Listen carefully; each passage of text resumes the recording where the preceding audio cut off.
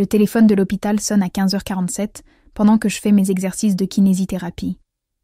Ma jambe gauche ne plie toujours pas correctement depuis l'accident de voiture, il y a 3 mois. Je m'appelle Sarah Mitchell, ou du moins, j'essaie de me souvenir de qui était cette personne avant que le semi-remorque ne franchisse la ligne médiane et ne détruise tout. Madame Mitchell, c'est le principal Hoffman de l'école primaire de Riverside. Nous avons besoin que vous veniez immédiatement.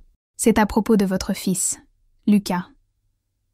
Mes béquilles s'entrechoquent sur le carrelage alors que je peine à me lever. Que s'est-il passé? Est-ce qu'il est blessé? Il s'est effondré pendant la récréation. Les ambulanciers sont là. Ils l'emmènent à l'hôpital général du comté. L'hôpital général du comté. Le même hôpital où j'ai passé les 12 dernières semaines à réapprendre à marcher, où j'ai échoué à l'évaluation de sécurité à domicile qui a poussé les services de protection de l'enfance à placer mon fils de 7 ans dans une famille d'accueil temporairement, pendant ma convalescence. Où j'ai promis à Lucas, chaque jour de ses visites, que je me rétablirais vite pour le ramener à la maison. Je ne me souviens pas du trajet en fauteuil roulant jusqu'aux urgences. Un instant, je suis dans l'aile de rééducation. L'instant d'après, je pousse les portes des urgences, ma kinésithérapeute Amanda courant à mes côtés parce que j'ai refusé d'attendre un transport approprié. Lucas Mitchell, dis-je, à bout de souffle, au bureau d'accueil. 7 ans, cheveux bruns, il vient d'être amené de l'école de Riverside. Le visage de l'infirmière adopte cette expression prudente que le personnel soignant s'entraîne à arborer, celle qui annonce de mauvaises nouvelles. Madame Mitchell, ils sont en train de l'examiner. Le docteur Patel vous parlera sous peu. Veuillez vous asseoir, s'il vous plaît. Je dois voir mon fils. Madame, vous devez les laisser travailler. La main d'Amanda se pose sur mon épaule. Sarah, laisse-les d'abord l'aider. Le docteur Patel sort 15 minutes plus tard. Elle est jeune, peut-être 30 ans, avec des yeux fatigués qui en ont trop vu. Madame Mitchell, je crains que Lucas ne soit sévèrement dénutri et déshydraté. Son poids est de 7 kilos inférieur à la normale pour son âge et sa taille.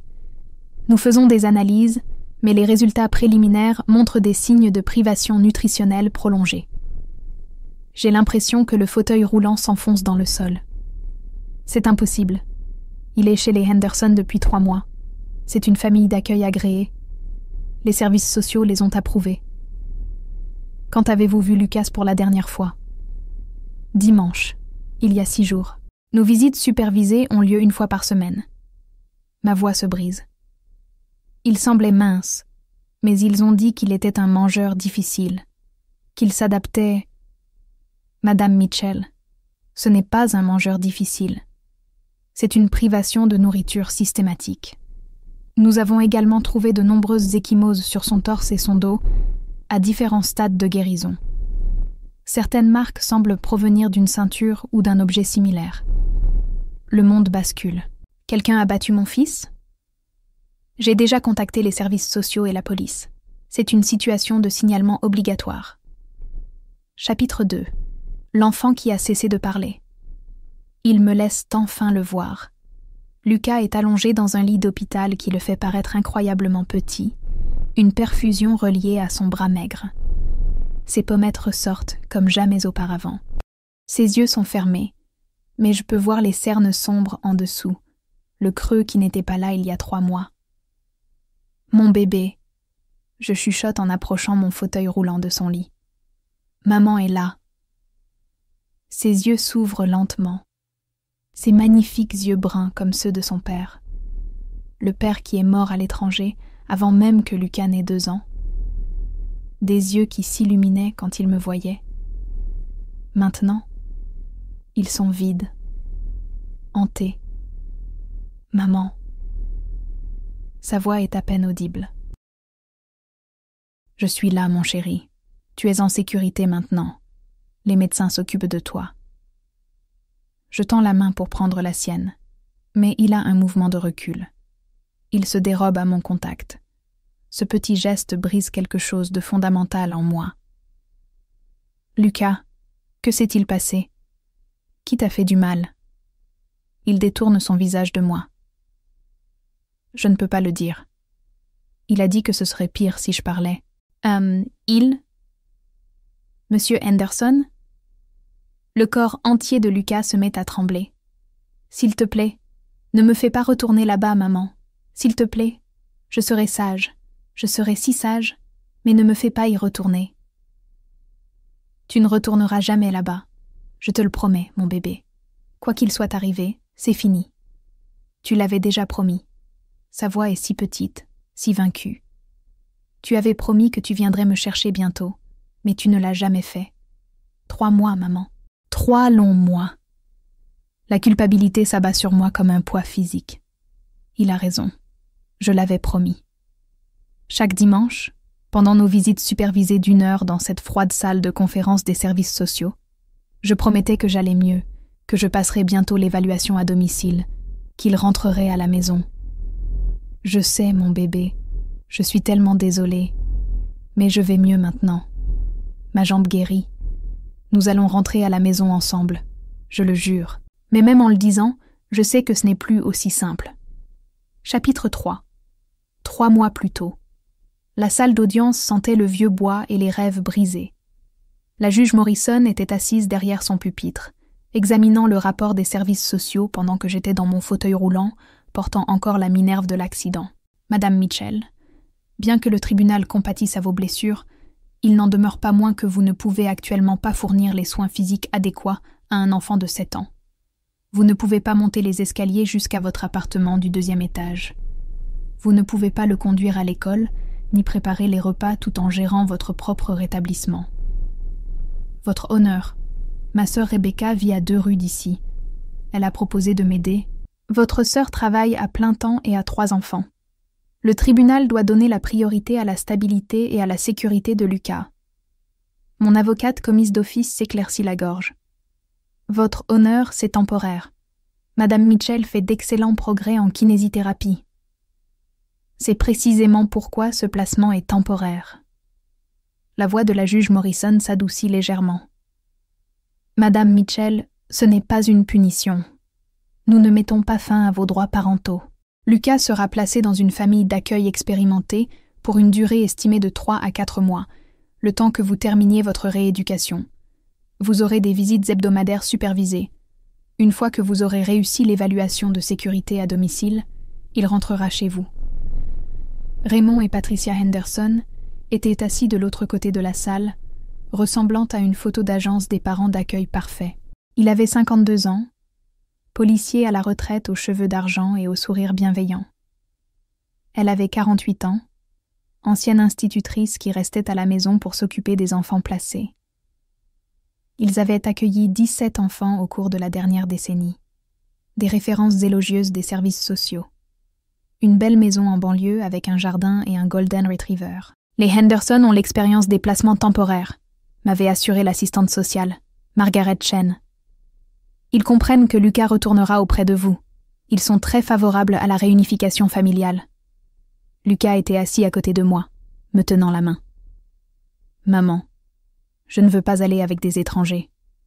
C'est juste pour un petit moment, mon chéri. Juste le temps que maman puisse mieux marcher et monter les escaliers de notre appartement. Mais qui me lira des histoires le soir? Qui me fera mes pancakes aux pépites de chocolat? Les Henderson ont l'air très gentils, et je te verrai tous les dimanches. C'est une promesse. » Patricia Henderson s'est approchée de nous, son sourire chaleureux et étudié. « Lucas, nous avons une chambre toute prête pour toi. Des murs bleus, comme ta maman a dit que tu aimais. Et notre chien Buster est tellement impatient de te rencontrer. » Lucas leva vers moi ses yeux confiants. « Tu viendras me chercher bientôt ? » ?»« Très bientôt, mon bébé. Très, très bientôt. » Ce fut la première promesse que je n'ai pas tenue. Chapitre 4. Le schéma que personne n'a vu. L'inspecteur Marcus Webb est arrivé à l'hôpital en moins d'1 heure. Il avait la quarantaine, les tempes grisonnantes et cette sorte de présence calme qui suggérait qu'il avait tout vu. « Madame Mitchell, je dois poser quelques questions à Lucas. Vous pouvez rester dans la chambre, mais je vous demande de le laisser parler sans l'influencer. » « Je n'influencerai jamais mon fils. » »« Je vous crois. Mais la procédure est importante si nous voulons poursuivre celui qui a fait ça. » Lucas était réveillé, mais silencieux, triturant la couverture de l'hôpital.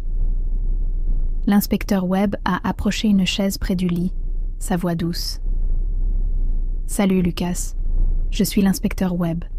Je sais que tu as peur, mais j'ai besoin que tu me dises ce qui se passait chez les Henderson. Personne ne te fera de mal pour avoir dit la vérité. » Silence. Les doigts de Lucas serraient la couverture plus fort. « Ta maman m'a dit que tu es un garçon courageux, que ton papa était un soldat. Je parie qu'il serait fier de voir à quel point tu es courageux en ce moment. » Quelque chose a changé sur le visage de Lucas à la mention de son père. Papa était courageux, le plus courageux. Et tu sais ce que font les gens courageux? Ils disent la vérité même quand ça fait peur. La voix de Lucas sortit à peine plus fort qu'un murmure.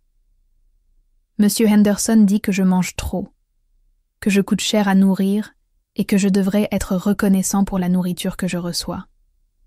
Ma main vole à ma bouche. Le stylo de l'inspecteur Webb se déplace régulièrement sur son carnet. « À quelle fréquence, monsieur Henderson te nourrissait-il, Lucas ?»« Parfois juste une fois par jour. Parfois pas du tout si je faisais une bêtise. » « Quel genre de choses considérait-il comme des bêtises ? Parler trop fort, ne pas finir mes corvées assez vite, demander à être resservi, pleurer. » La voix de Lucas diminue à chaque mot. Il disait que pleurer, c'était pour les bébés faibles, pas pour les garçons dont le père était soldat. « Est-ce que monsieur Henderson t'a déjà frappé ?» Lucas hoche la tête, sans lever les yeux. Avec sa ceinture. Il disait que c'est comme ça que son père lui avait appris la discipline, et que les parents modernes sont trop mous. Il disait que ma maman m'avait rendu mou, mais qu'il allait arranger ça. La mâchoire du détective se crispe, mais sa voix reste calme. « Où est Madame Henderson quand cela arrive ?» Elle reste dans sa chambre, mais elle sait. Une fois, j'ai couru vers elle après qu'il m'ait frappé, et elle a dit « Raymond sait ce qui est le mieux. Tu as dû le mériter. » Lucas, as-tu essayé de le dire à quelqu'un? Ton professeur? L'assistante sociale? Je l'ai dit à mademoiselle Chen lors de notre réunion de suivi. Elle m'a demandé comment ça allait, et j'ai dit que monsieur Henderson se mettait parfois très en colère. Elle lui a posé la question juste devant moi, et il a ri en disant que j'avais une imagination débordante. Après son départ, Lucas s'arrête. Tout son corps est rigide. C'est bon, mon grand. Prends ton temps. Il m'a enfermé dans la cave pendant 2 jours. Sans nourriture, sans eau, juste un seau. Il a dit que c'est ce qui arrive aux garçons qui mentent aux assistantes sociales. Je pousse un son que je ne reconnais pas. Quelque chose entre un sanglot et un cri. L'inspecteur Webb continue, sa voix plus dure maintenant. « Quand, monsieur Henderson t'a-t-il fait du mal pour la dernière fois ?»« Hier. J'ai pris une pomme dans la cuisine sans demander. Il m'a battu avec la ceinture et ne m'a pas donné à dîner, ni de petit déjeuner ce matin. J'ai eu des vertiges à la récréation et je suis tombée. » Chapitre 5. Les visites du dimanche. Margaret Chen, l'assistante sociale, est arrivée à l'hôpital, visiblement secouée. La trentaine, relativement nouvelle dans le métier, elle donnait l'impression de vouloir être n'importe où sauf ici. « Madame Mitchell, je ne sais pas comment exprimer à quel point je suis désolée. Vous avez mis mon fils avec un monstre. » Ma voix est glaciale. Un flic à la retraite qui torture des enfants placés et personne n'a vérifié. Les Henderson sont famille d'accueil depuis 10 ans. 17 enfants. Aucune plainte. Aucune plainte qui n'ait été crue, l'interrompit l'inspecteur Webb. J'ai consulté leur dossier. 3 enfants ont fait des allégations au fil des ans, toutes rejetées comme des problèmes d'adaptation ou des crises. Vous voulez savoir pourquoi? Parce que Raymond Henderson sait exactement comment fonctionne le système. Il a été flic pendant 25 ans. Il sait quelles preuves éviter, quoi dire, comment paraître crédible. Margaret s'assied lourdement. Qu'est-ce qui va se passer maintenant? Maintenant, j'obtiens un mandat pour la maison des Henderson. Et quelqu'un doit réexaminer chaque enfant qui a été placé là-bas. Je repense à ces visites du dimanche. L'heure par semaine où j'étais autorisée à voir mon fils. Toujours supervisée. Toujours dans cette salle de conférence stérile des services sociaux. Margaret assise dans un coin, prenant des notes, guettant le moindre signe que je n'étais pas apte à être mère. Première semaine. Lucas était calme, mais semblait aller bien. Les Henderson sont gentils, a-t-il dit de cette voix neutre que les enfants utilisent lorsqu'ils répètent ce qu'on leur a dit de dire. La maison est grande. Il y a un chien. Troisième semaine. Il avait maigri. Est-ce qu'ils te nourrissent assez, mon bébé? Ai-je demandé. Le stylo de Margaret s'est arrêté sur son bloc-notes, à l'écoute. Je n'ai juste pas très faim ces derniers temps, a dit Lucas en jetant un coup d'œil à la porte. Madame Henderson fait de bons plats. Je suis juste difficile. Cinquième semaine. Le bleu sur son bras. Lucas, qu'est-il arrivé à ton bras? Je suis tombé de la balançoire, a-t-il dit trop rapidement. Je suis maladroit. Margaret a pris une note mais n'a pas enquêté. Les chutes arrivent. Les enfants sont maladroits. Huitième semaine. Sa personnalité disparaissait. Le garçon vif et bavard qui me racontait tout de sa journée était maintenant assis en silence, répondant aux questions par des mots uniques. « Ça va, mon bébé? Tu as l'air triste. »« Ça va, maman. Juste fatigué. » 12e semaine. Dimanche dernier. Il y a 6 jours. Il était visiblement dénutri, des cernes sous les yeux. « Lucas, s'il te plaît, dis-moi ce qui ne va pas. »« Rien ne va pas, maman. Quand est-ce que tu viens me chercher? »« Bientôt, mon bébé. J'ai mon évaluation finale à domicile la semaine prochaine. Ensuite, tu pourras rentrer à la maison. » Ses yeux se sont remplis de larmes qu'il essayait clairement de retenir. « Promis? Promis. » C'était la promesse d'hier. Aujourd'hui, il m'a dit que les promesses ne signifiaient plus rien. Chapitre 6. Le mandat de perquisition. L'inspecteur Webb m'a appelé à 18h. Nous avons exécuté le mandat de perquisition chez les Henderson. Vous devez vous préparer, Madame Mitchell. Qu'avez-vous trouvé? La cave dont parlait Lucas? Il y a une petite pièce là-bas, un verrou à l'extérieur. Un seau. Rien d'autre. Pas de lit, pas de couverture, rien. C'est une cellule. Je ferme les yeux, imaginant mon fils de 7 ans enfermé dans le noir pendant 2 jours. Il y a plus. Nous avons trouvé le journal intime de Patricia Henderson. Elle a tout documenté, chaque coup, chaque repas manqué, tout. Elle a tout écrit, comme une expérience scientifique. Jour 42. Le sujet a répondu à la privation de nourriture par une obéissance accrue. Jour 58. La discipline par la ceinture est efficace pour réduire les comportements de pleurs. Elle a documenté la torture d'enfants. Apparemment, elle pensait mener une recherche sur les stratégies de discipline efficaces. Le journal entier est une preuve d'abus systématique. Et il mentionne d'autres enfants par leur nom. Combien? Nous comptons encore. Mais au moins 8 enfants au cours des 5 dernières années ont montré des schémas similaires. Ils sont tous en train d'être contactés. Chapitre 7. L'évaluation à domicile que j'ai échoué. Rebecca, ma sœur, est arrivée avec des photos de mon appartement. Les photos qui ont fait échouer mon évaluation à domicile il y a 2 semaines. Escalier trop raide. Salle de bain non accessible. Agencement de la cuisine nécessitant une mobilité excessive. Inadéquat pour la garde d'un enfant en toute sécurité. Tel était le verdict de l'évaluateur. « J'allais réussir la prochaine », dis-je à l'inspecteur Webb, à Rebecca et à Amanda, qui sont devenus mon équipe de soutien. « Je peux monter les escaliers maintenant. Je m'entraîne depuis des semaines. J'allais prouver que j'étais prête. »« Ce n'est pas ta faute, » dit fermement Rebecca. « Tu te remettais de blessures graves. Le système aurait dû trouver un placement sûr pour Lucas pendant que tu guérissais.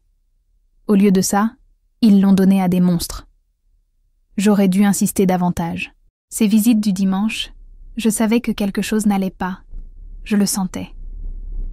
Et tu as posé des questions, me rappelle Amanda. Tu as demandé à Lucas. Tu as demandé à Margaret. Tu as documenté tes préoccupations. Mais je ne me suis pas battue assez fort. J'ai fait confiance au système. L'inspecteur Webb se penche en avant. Madame Mitchell, en 20 ans de métier, j'ai appris que les bons parents se blâment toujours. Mais les seules personnes responsables du mal fait à Lucas sont celles qui le lui ont réellement fait. Chapitre 8. La preuve vidéo. Ils ont trouvé les caméras 2 jours plus tard. Raymond Henderson, l'ex-flic qui connaissait tout des preuves, avait installé des caméras de sécurité dans toute sa maison. Pour la sécurité, avait-il dit aux services sociaux lors de ses inspections à domicile. Ce qu'il n'avait pas mentionné, c'est qu'il gardait chaque enregistrement. L'inspecteur Webb a apporté son ordinateur portable dans ma chambre d'hôpital. Lucas dormait dans le lit à côté du mien. Il m'avait transféré dans sa chambre quand ma kinésithérapie l'a permis. Je ne le laisserai plus jamais seul. Madame Mitchell, vous n'êtes pas obligée de regarder ça. Si, je le dois. J'ai besoin de savoir ce qui est arrivé à mon fils. Les images sont horodatées. 2e semaine du placement de Lucas. Caméra de la cuisine. Lucas s'est assis à la table de la cuisine, un seul morceau de pain dans son assiette. Raymond se tient au-dessus de lui, les bras croisés. Le son est clair. Tu as mangé 3 repas hier. Sais-tu combien coûtent 3 repas? Je suis désolée, monsieur Henderson. J'avais faim. Faim? Tu sais qui avait faim? Les enfants pendant la Grande Dépression. Les enfants dans les pays du tiers-monde. Tu n'as pas faim. Tu es gourmand. Je suis désolée.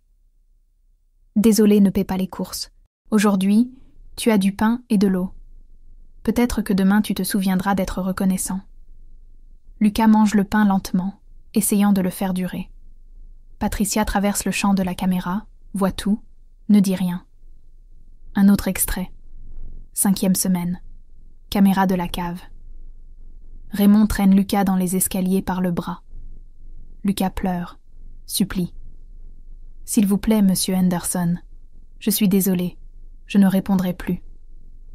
S'il vous plaît, tu crois que tu peux me manquer de respect dans ma maison? Tu crois que parce que ta mère n'est pas là, il n'y a pas de conséquences? » Il pousse Lucas dans la petite pièce. Le verrou clique. Obscurité. La caméra a une vision nocturne. Je regarde mon fils de 7 ans se rouler en boule sur le sol en béton, pleurant pour moi, pleurant pour son père, pleurant jusqu'à ne plus avoir de larmes, puis restant simplement là, dans le noir.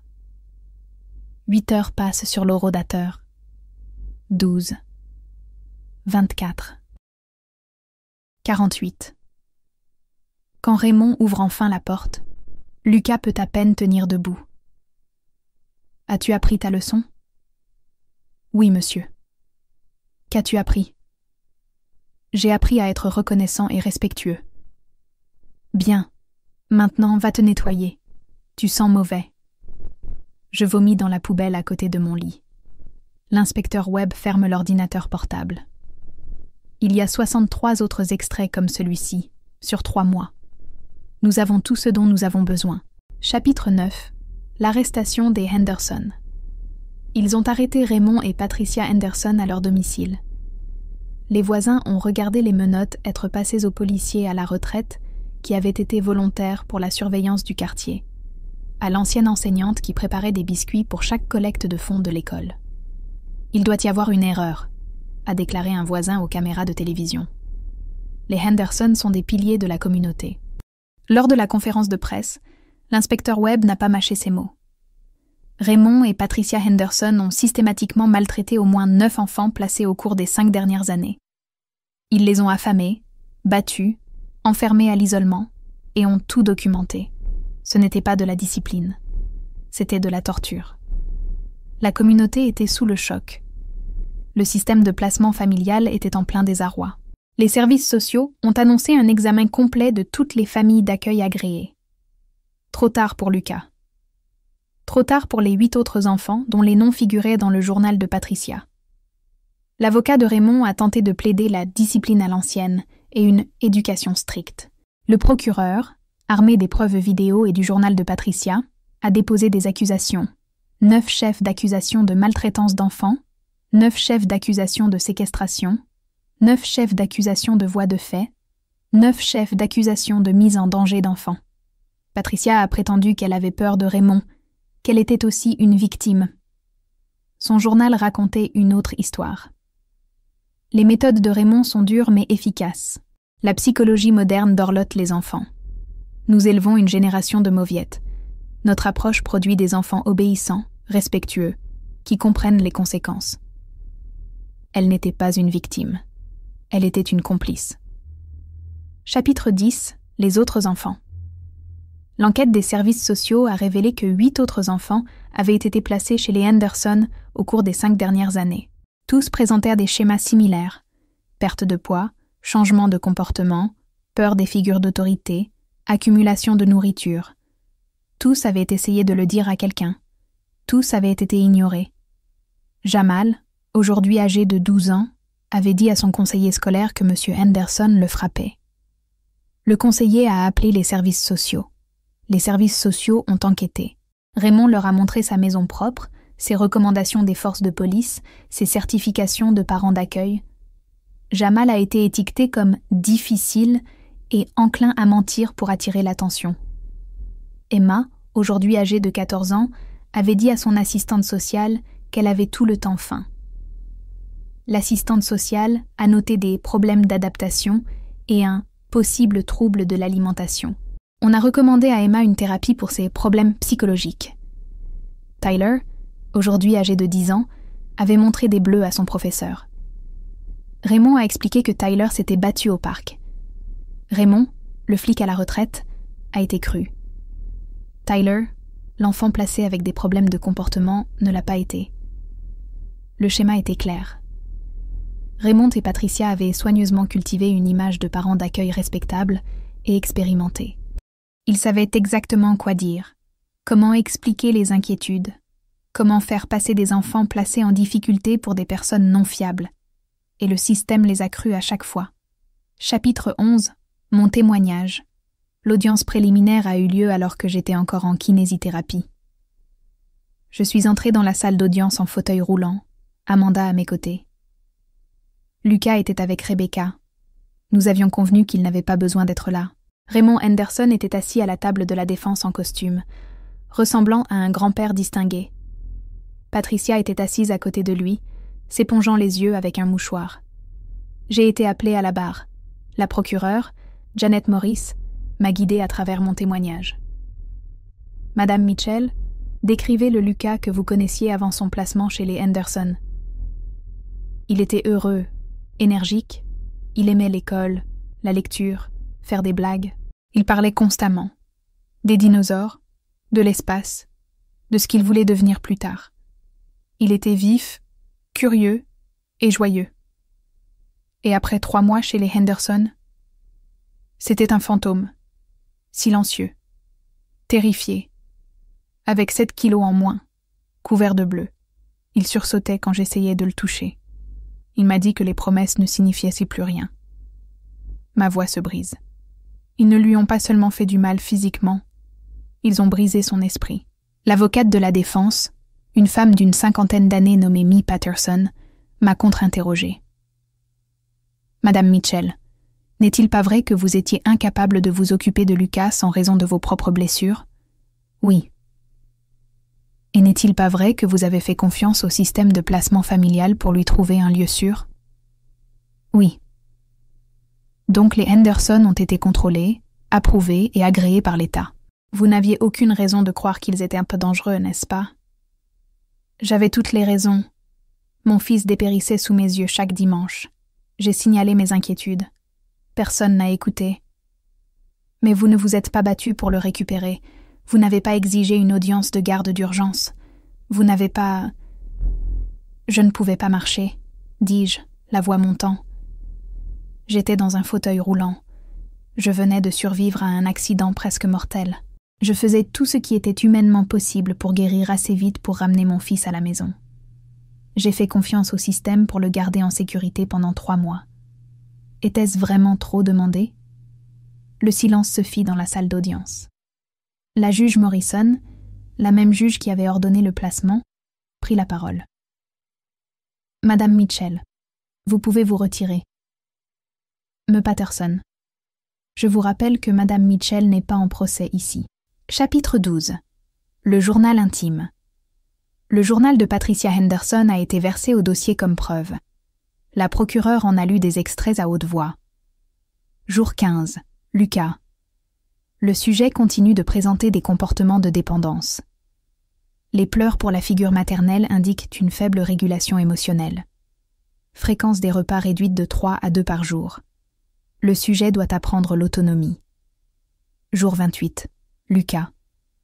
Le sujet a tenté de prendre de la nourriture sans permission. Isolement à la cave mis en œuvre. 2 jours sans nourriture ni eau devraient éliminer les comportements de vol. Jour 47. Lucas. Le sujet a supplié pour de la nourriture supplémentaire. Discipline par la ceinture appliquée. 10 coups. Le sujet a appris la soumission. Les pleurs ont cessé après l'épisode. Jour 82. Lucas. Le sujet a tenté de signaler nos méthodes à l'assistante sociale. Isolement à la cave, prolongé à 3 jours. À sa libération, le sujet s'est excusé et a promis de se conformer. Leçon efficace. Chaque entrée était clinique, détachée, décrivant la torture de mon fils comme une expérience scientifique. Patricia était assise dans la salle d'audience, s'épongeant toujours les yeux, jouant le rôle de la victime repentante. Le jury la regardait avec un dégoût non dissimulé. Chapitre 13. Le verdict. Le procès a duré 3 semaines. 9 familles ont témoigné. 9 enfants, maintenant en sécurité dans de nouvelles familles ou retournés auprès de parents réhabilités, ont raconté leur histoire. Les preuves vidéo étaient accablantes. Le journal de Patricia était exhaustif. Les dossiers médicaux étaient concluants. Le jury a délibéré pendant 4 heures. Coupable sur tous les chefs d'accusation. Raymond Henderson. 25 ans minimum, sans possibilité de libération conditionnelle. Patricia Henderson. 20 ans minimum, sans possibilité de libération conditionnelle. Lors du prononcé de la sentence, la juge Morrison les a regardés avec une fureur froide. Vous avez exploité le système de placement familial pour avoir accès à des enfants vulnérables. Vous les avez torturés systématiquement. Vous avez détruit leur capacité à faire confiance aux adultes. Vous êtes des prédateurs dans le pire sens du terme, et je n'ai aucune pitié pour vous. À l'extérieur du palais de justice, je tenais la main de Lucas. Il était encore mince, toujours en convalescence, mais redevenait lentement lui-même. « Est-ce qu'ils vont vraiment en prison pour toujours ?» demanda-t-il. « Pour très, très longtemps. » Tant mieux. Sa voix était féroce. Ils ont fait du mal à des enfants. Ils devraient aller en prison pour toujours. Chapitre 14. 6 mois plus tard. Lucas est dans son propre lit, dans notre appartement. J'ai réussi l'évaluation à domicile il y a 4 mois. Nous sommes rentrés à la maison ensemble, et je ne l'ai plus jamais quitté. Il a repris le poids perdu. Les bleus ont disparu. Il suit une thérapie 2 fois par semaine avec le docteur Sarah Winters, spécialisée dans les traumatismes infantiles. Les enfants qui ont été systématiquement maltraités ont besoin de temps, a expliqué le docteur Winters. Lucas aura de bons jours et des jours difficiles. Il aura des déclencheurs. Il aura des problèmes de confiance. Votre travail est d'être constante, présente et patiente. Je peux le faire. La constance est ma nouvelle religion. Chaque matin, je lui prépare des pancakes aux pépites de chocolat. Son choix, son contrôle. Chaque soir, je lui lis 3 histoires. Son choix, son contrôle. Chaque jour, je lui dis « Tu es en sécurité. Tu es aimé. Tu es à la maison. » Rebecca passe 3 fois par semaine. Ma mère vient tous les dimanches. Lucas est entouré de personnes qui l'aiment, qui ne lui feront jamais de mal, qui le croiront toujours. Madame Patterson, sa nouvelle enseignante de 3e année, m'appelle chaque semaine pour me donner des nouvelles. Il participe davantage. Il a levé la main en classe hier. Il se fait des amis. De petites victoires. De magnifiques victoires. Chapitre 15. La leçon que j'ai apprise. Ce soir, Lucas me pose une question, alors que je le borde. « Maman, pourquoi les adultes ne nous ont-ils pas cru? Tous les enfants leur ont dit ce qui se passait. Pourquoi n'ont-ils pas écouté ?» Je m'assois sur le bord de son lit, choisissant mes mots avec soin. Parfois, les adultes oublient que les enfants disent la vérité. Ils pensent que les enfants exagèrent ou inventent des choses. Et parfois, Les mauvaises personnes sont très douées pour faire semblant d'être de bonnes personnes. Mais toi, tu m'as cru. Toujours, mon bébé, je te croirai toujours. Même quand les autres adultes ne me croient pas, surtout quand les autres adultes ne me croient pas. Il se blottit contre son oreiller, son ours en peluche sous le bras. Maman, tu sais ce que le docteur Winters a dit? Elle a dit que ce qui s'est passé n'était pas de ma faute, que je n'ai rien fait de mal. Le docteur Winters a tout à fait raison. Et elle a dit que je suis courageux d'avoir dit la vérité, même quand j'avais peur. Le garçon le plus courageux que je connaisse, tout comme ton papa. Il sourit à cela. Il sourit plus souvent ces derniers temps. De vrais sourires qui atteignent ses yeux. Alors que j'éteins sa lumière, laissant la porte ouverte comme il en a besoin, je pense à tous les parents qui pourraient lire ceci.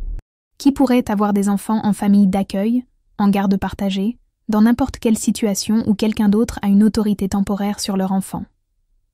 Faites confiance à votre instinct. Si quelque chose vous semble anormal, c'est probablement le cas. Documentez tout. Croyez vos enfants. Battez-vous pour eux-mêmes lorsque le système vous dit de lui faire confiance. Le système a laissé tomber Lucas. Il a laissé tomber Jamal, Emma, Tyler et 6 autres enfants. Il a cru des prédateurs bien sous tout rapport plutôt que des enfants effrayés. Plus jamais, pas sous ma surveillance. Lucas dort paisiblement maintenant, en sécurité dans son propre lit, dans sa propre maison. Les Henderson sont en prison, là où est leur place. Le système de placement familial a mis en place de nouvelles procédures de surveillance, des installations de caméras obligatoires et des inspections inopinées. Ce n'est pas suffisant. Ce ne sera jamais assez pour les enfants qui ont été blessés. Mais c'est un début. Mon fils est à la maison. Il guérit. Il réapprend à faire confiance.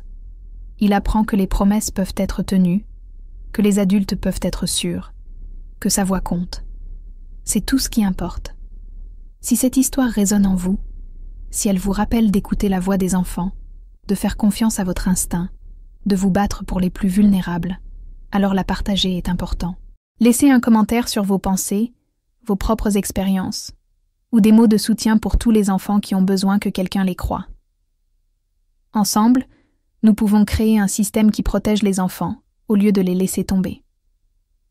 Ensemble, nous pouvons nous assurer qu'aucun enfant n'aura plus jamais à murmurer « S'il te plaît, ne me fais pas retourner là-bas », parce que nous écouterons la première fois qu'ils nous diront que quelque chose ne va pas.